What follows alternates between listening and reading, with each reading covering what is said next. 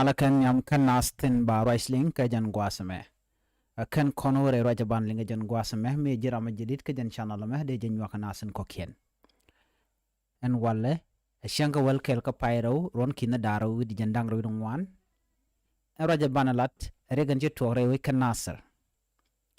shala do shi de ni South Sudan People Defense Force ki SSPDF ne dang wan shikaliu ka sharam kel shajanak kan wen tin kontre wish ketin chiw gwaskur re wish kanasr en mabana lade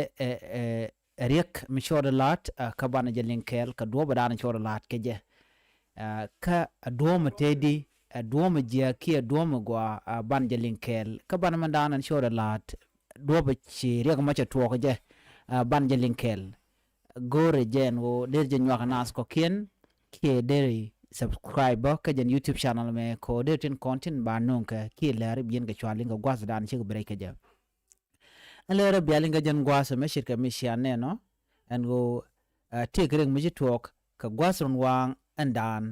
re wish ka nasr ka kwiri ga man shora lat and o ring mi bej ban jeling kel do ba dien to ka jamo bia jeling kel lo de gwa shit kamen shanga jene dialo re wish kanasir terik to wan lung twok tin gajan gwasame ka konin ti chuwa chala do te rol tikitin dungno rol dana chi twok re wichin wini rol me bej magoro de jeling ka doba dan twok kaja chala do en korin chi twok re reaken wini kanasir chi de ni South Sudan People Defense Force sintere re kanasir shikaran chi kana nek tiang karam dan chi kana nek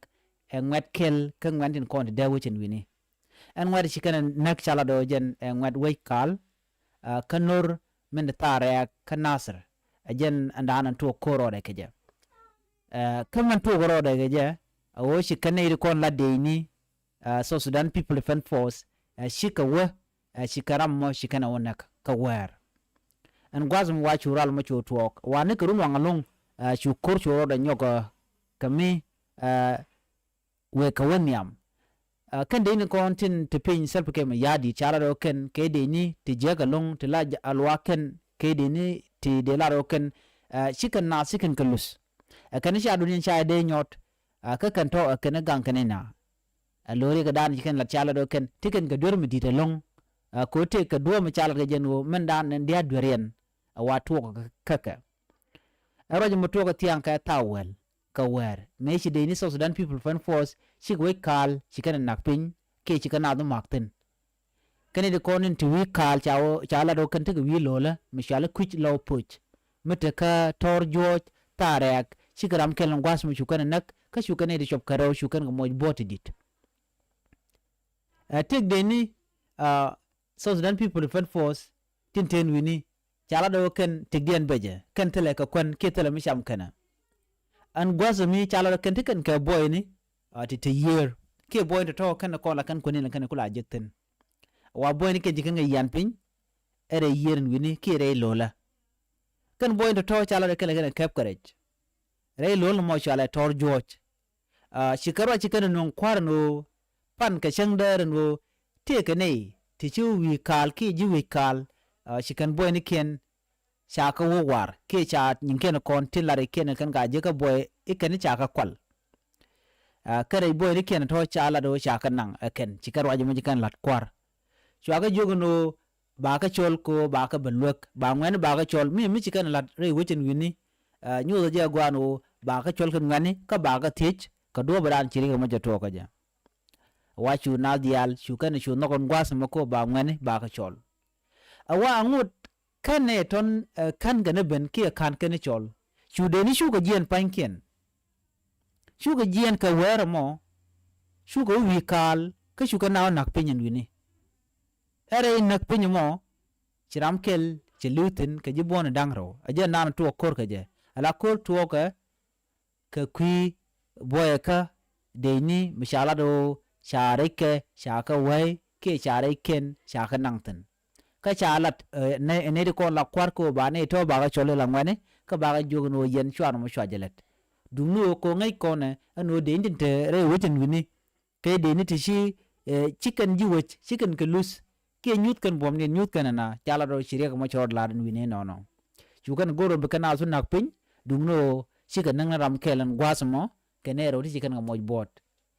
me charo me chaje lingan wini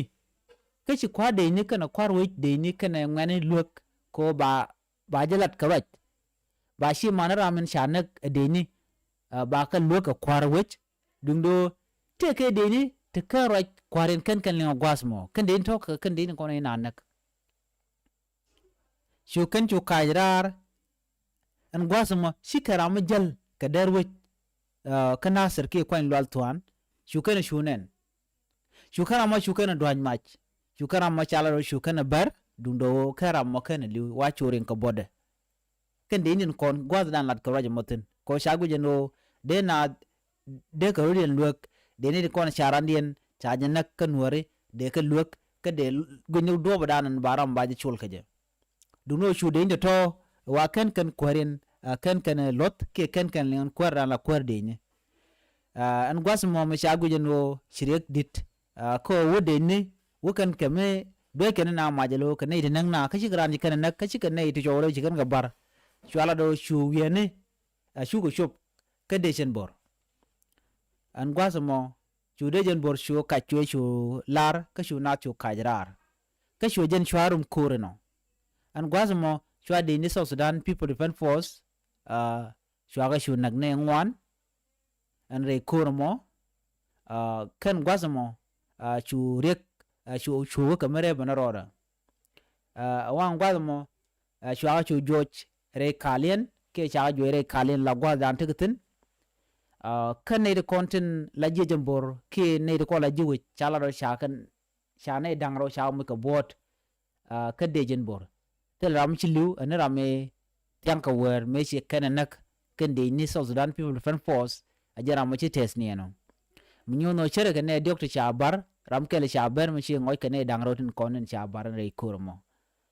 chala do ka gwa sang dar dan chi kur chero de nyok loitin wa akurm di de long ye de long an wini ka chi wen kon la wen je jen bor wa shi ka ben kan de ni kon la de ni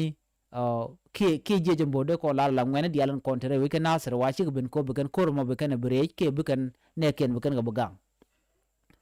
wa ngwa mo cha de ndoro cha ga lo jok ko shi kan bo kor a kwartin kon la kwan nuari ka shwa ka lo ka shu kan ling an gwas ma ba kan ni kon la de ni South Sudan People Defense Force ke SSPDF wa shu kan chu nyu dorien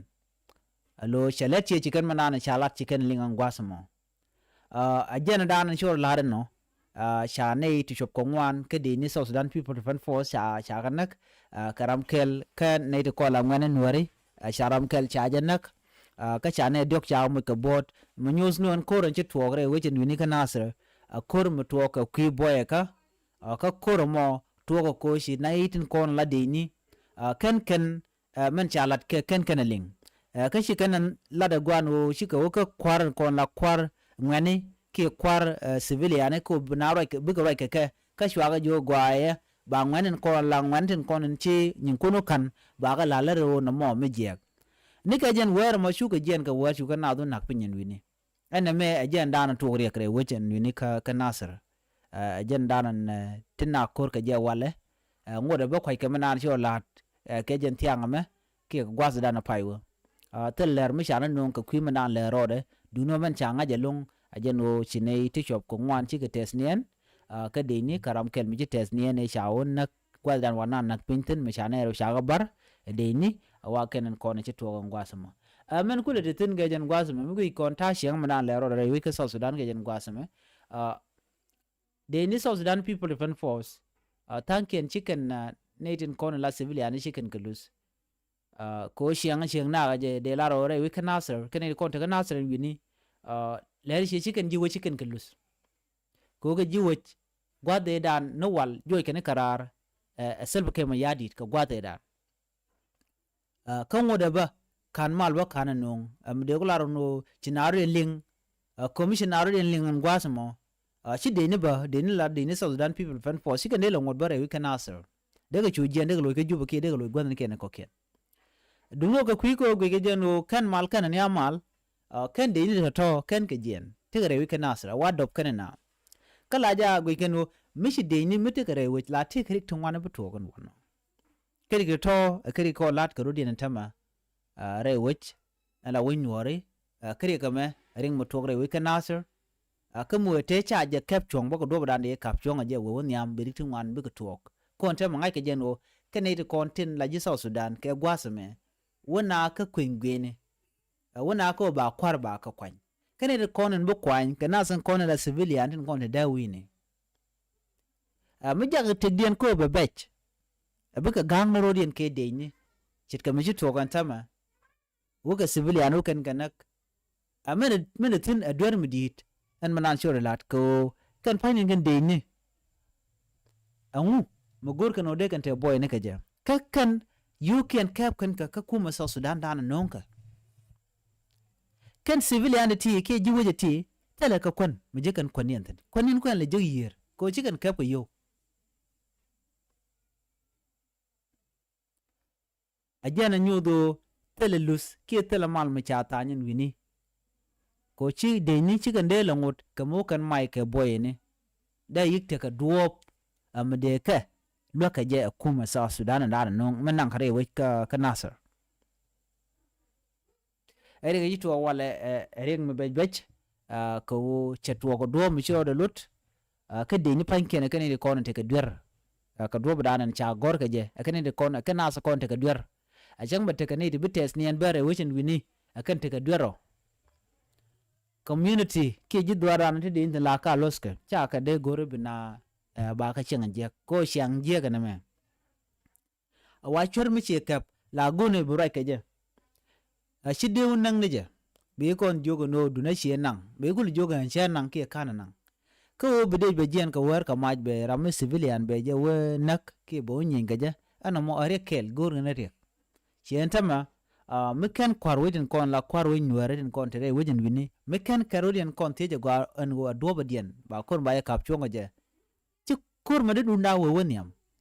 der te ko ken bo ti ci go ba der ka le ni nung are kur mo kon tama man ci to ga jen gwasa me mi la jen go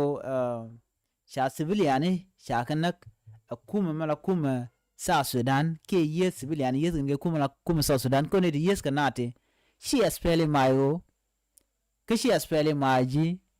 ke shi swa kan kane tla civilian ke ji witi tene kan lora to gorano dara gar ke dara karam gorano dara mogwa dara jelet ke shenda ka kunar na rom katin content kudini ka lawo ka mugor kane ka kedini South Sudan te ganka ke te kap ko kume ti chade jago de kanu ngwasamo na me akel michiro de lat miladwer agenda na shaling shi natin content chi tesnien cha keling kanete kona jiboni kejen gwaz pai we ngoda kanlingo midong te ka mudodien michiro de la nyok duno ajen ko dan chaling ne dan ka gwas dan kejen gwas men ta ngoda tel me chaling michiro dan lat mi jiram jidit gor no jin bin yo anas ko ken ka gor ben o jin mete ga michiling bi lar bi gor ba kun ngaje no ngum le ro da ke ngum shir ci togre wujin wini ko kejen gwas men ta me tek beje anta tana ga jen ta me re ka nasir kwai keje duno kan ne dia la kon la ro jin wini ka do ka mitilat ka ro den nyo je gwano shanka ne ko na civilian shanka je ga de ne gwi ken tele ka lot gwi ken tel ramde tek den de jaga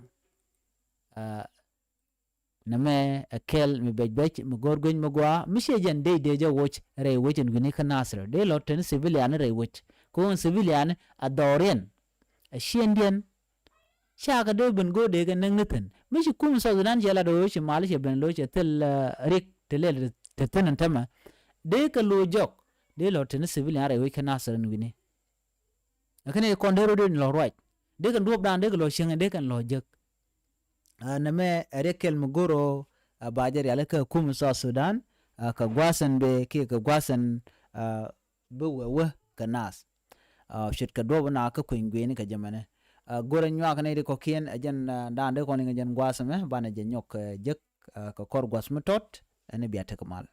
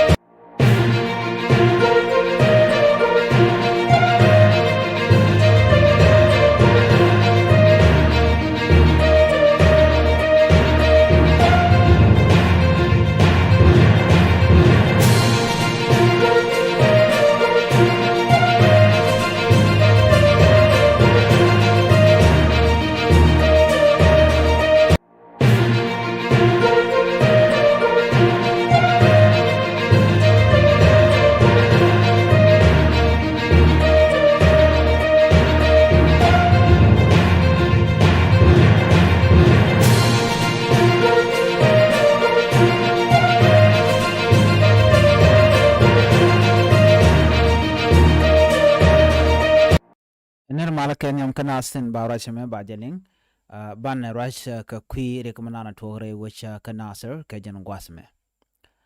deji tejin ojin nyak nasin kokien ke goren ojin benetin content kwa keshan alame dere latke ke dere subscribe ko dere lertin content ba nunka dere ke shwa mala jiki ere gandana ban link jen gwasme kwi recommend shiro shitwo kre which kanasir ka gwasrun wanga dan ka roja dan shalat kimen cha gorga social media ki naksun kona chirwa ke jewjen gini shala do shikuma sa Sudan shike chideniken shiken civilian shiken kamak and dobran to kormo ke je ban jelin kel ka lode ka dobran cho lat ke je nywa ka ne de kokien Re weekend now sir she Danish South Sudan People Defense Force she can need the corner la civilian she can come back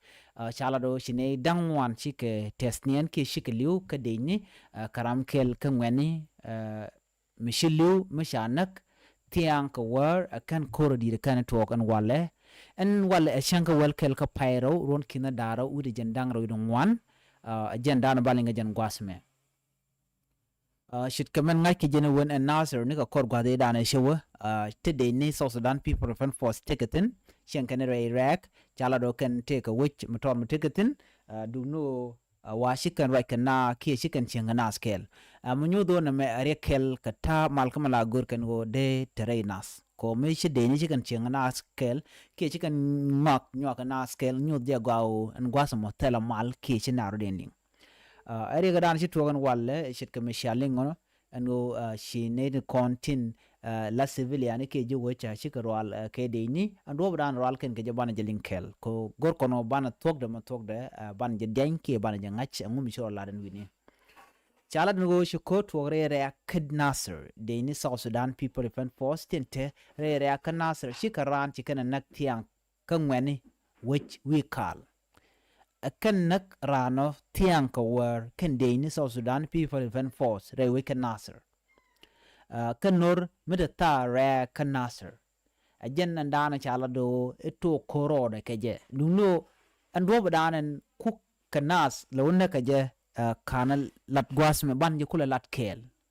ke kwi ko dan ci tuɔɔk ko ngum to koro de je ko chala do ne ka gwa dan ci ran nak tiang ka war shural ma ci tuɔɔk ka run wanga mo shuka jen ka shuka na shukan kamak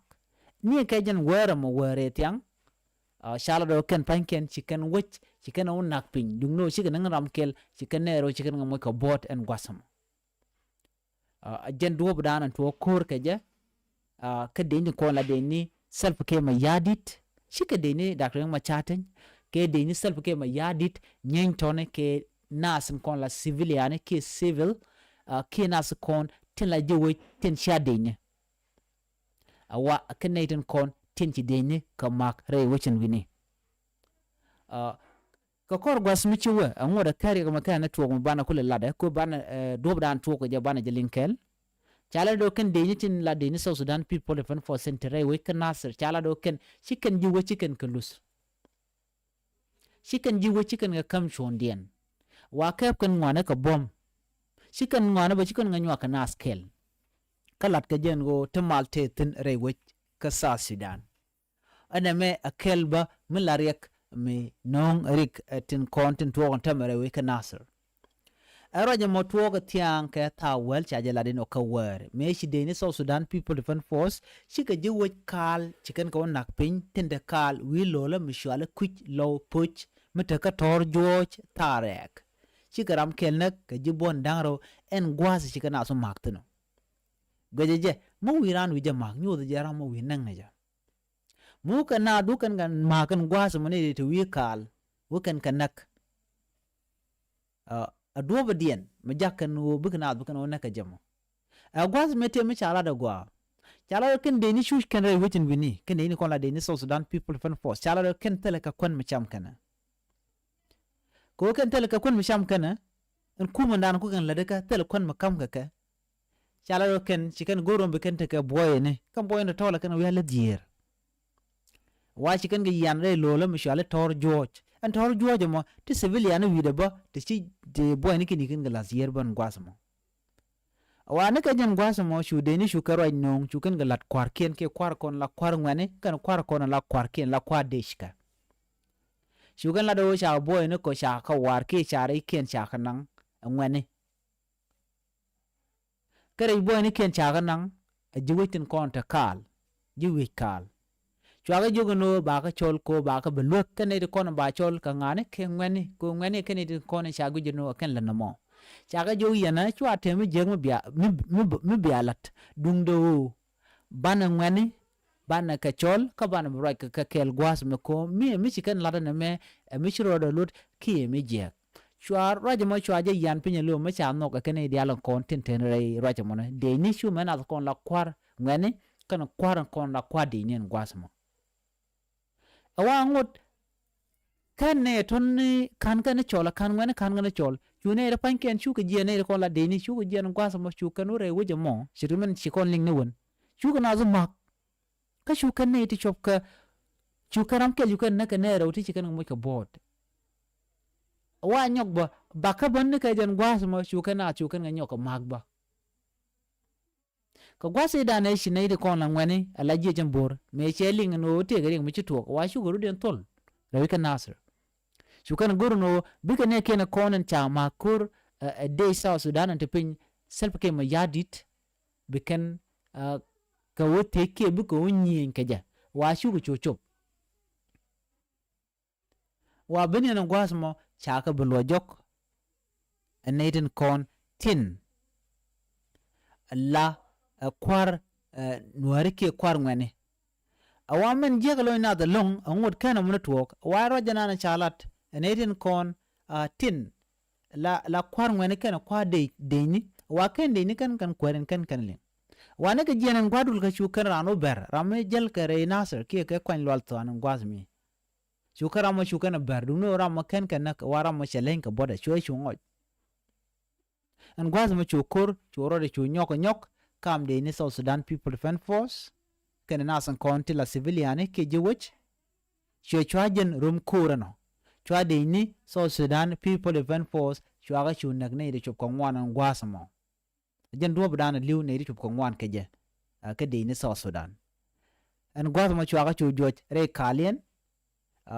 kane den kontila jiwich chane dangro cha mu ka gwadon cha mu ka bodon gwasmo an gwasmo chi ko tuoktino dungno tel ramichi test nien ke te ramichi liu ka kan de ni kon la de ni jejambor ke de ni dawich antama kurcha chonko sha kanetin yet chaga lwek shiwieni jeshe men bor shi ka bare shin ne dial ko de jeloitin dundo shi ne kon la kwar ke kwar bongne shi kan jejen bor shi kana lwek shi kana jogano chana kor chana jopal kan gwasa mo bo shi de ni kon la de ni South Sudan People Defense Force shi kan chu nyu dorian ajenta daran chi chiang cho lat keje rewi ka nasaran wale siang me bej pan long ko koran ci to kala jena korm di de long mi sha wi ne ka cha joj ka ngi kon no nas nana kan wiren ko ken ano ba chup beje wa shi namo kire ko ma cha to no ka cha ne ko na ngwen sha ga luk ka cha ne tin kon ti la de ni South Sudan People Defense Force cha ga nyoko luk ba wa cha kor cha de kapchong antama kwa kunyo dong me ba nyoko loiten kim bro la do ni ka jen tok tiang me chu war kirun tele mangai ka jen gwasme me shala de ne ka gwase paiwa chikan la no era me da ne shanak ken de ni de sholeja du no shi de ni chikan lok ka raja da ne shalat wa jena da en jakor ko betetin ke bnad wo ka menyen ka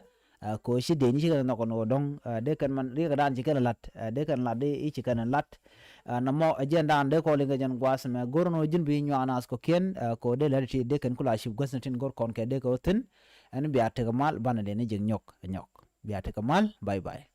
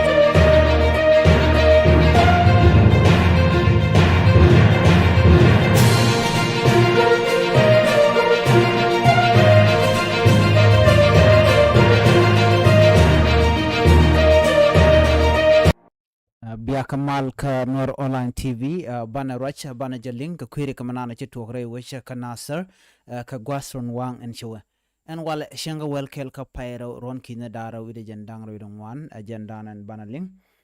shit kamen chi kon ling ba ka gwasan chewe duno bana je nyok ka malat kona nyok ka do bana ndi yendinga jagwa ere dan chiro laden wala re wika nasir ring mi jak ki ere ka mi shiro de lut no der tuokre wika nasir just loine to wan long ka jen re dan chi tuok name breaking news kan ne diala kon la nuere wi mon ka liu ka kwika mandana chi tuokre wika nasir chagu jo dong te ka ring mi de tuok ki te ka liam de tuokre wichin wini ko kan de kon tin nak ne tin kon la civilian kan ke de ni tla de ni South Sudan tin de pin self ke ma yadit ke South Sudan People Defense Force kanasan kona nyen kanasra wichin wini mandanen nong rikim nong kore wichin wini and wale chala do ken de ni South Sudan People Defense Force ki de ni ten kona pin self ke ma yadi chushken tela kwan ki tela kwakten konde ken ga cham re wichin wini ka kwiche mo kan chikan gorno bikan tek boy ne te bikan glass year re wichin wini sharo juma shajalat ka kwiko dongde ka kwande kan kula jekten enna mo she tuoko shinide content langwene tin content wi year gwas danen sha boy ne shalatin shikan jien shikan boy ne tin kon la boy ne de ni shikan ka wo wai ke shikan kwakten content tin shikan kon nang shit karech wan gwas mo shu teke jelo almi dit ka de ni ka kwi mandana shi tuok shu kana gorno bikan lat kwarkien kana kwar content yan ka nasre la kwar ngweni en gwasa mo michiracha tuogoni shu tuoko bikara kene to en gwasa mo kan kanaling kan kana no manan chala de gwasa mo mede lalet ki ngum de lel wa kan kana gorno bikan nok ko chaga jugono yen kajen were me yo kurun wang bana rach kaneden kon tilangane tin langwene tin kon yin kunin kan nan en gwasa mo kan kana no kon ne la dini ka were mo shuga jen shukan na shukan ko mak ka shukan na tunak rei duaran tigatin wikal shukan ramkel yukan nak ka shukan ne ro jekere mo ga bot ana mo ajanda na to korore keje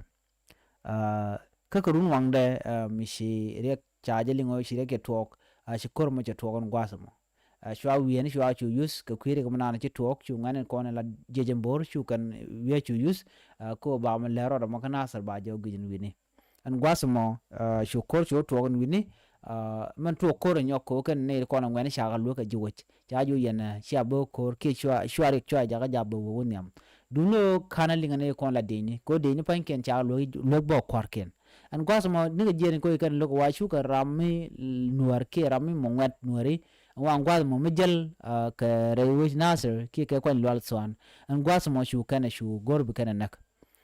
wa shu kana shu baraja ka mai ka shu mo shu da bar lo shi kana mai ka bot duno kara ma kana liu wana me shu to ko shi lo na nyo jat ka me de ni de kan wo ka mi nakana na moni rewish ka nasir an gwasmo shu ko mi to kambien kana ka waya mi ki jechen bor an gwasmo shu ne shu kon wan ke de ni shu nak ka shu ka nei ti shop karaw chu kan mo ka bot kan ne din konti la wai ami charo je mo chaja la dinono mnyoso en peng ne dial ko na shiliu ka ne diech ka nei ti jibon dial ka ne diok kan de ni kan la do mitigan ka ne de jibon do no men chala ne chine shu ko wan chi liu ka ka ene me just like mi di lo mu goro ba je gu ke ngwas me amana de na de ko gu ko mi chagu je no kan de ni mi ka ne di mo shi goro bu shinkel ka community en wini ngum teken ka je rewe ka nasir gwade da ne shi ka nasir kana kep ka je ne wal ne ka je ron kin da rawi de wal dog da ne shi kormi je to ga je chatok ko ntame shi ne tun wan shala do shi mal shaben de ne de ka jen rewe ka nasir de kan wo ka juba ki gwade da de nan tanon shi kan de ngore re ka nasir ala ne timo jaka nas ko ikana jiyen ka ko mi de indi gtiaga ne te ka mechi dit atun nong no be yet kana ki bi nyin kana nyu dia gwa ne ti ala men de kan la de long mi je de ne ngwan kan long de kan nak kan ne de kon de liu ka gan weren kon la ngene mu doja gwa kan ne de kon te wini atin dier ke ting nuar de kan mu gwan nyin de kan la let ke jen gwasme china de longot ka mu liu na ki bi ka bom yen kan nyos ne kon la civilian ke jen gwasme gore je gwano de rajmo de je kwen ne din konti brajmo be ken nang nyal ko de ne panken de ka wochre we ken nasr de ka lo gwada dana beketin de ka lo ke juba ke de ka wo malakal ke ne gwasa mo me beketin no de ka lo gwada dan ente self ke ma ya dictaten shibu gwano buga na beken ga banaki bana nyini shang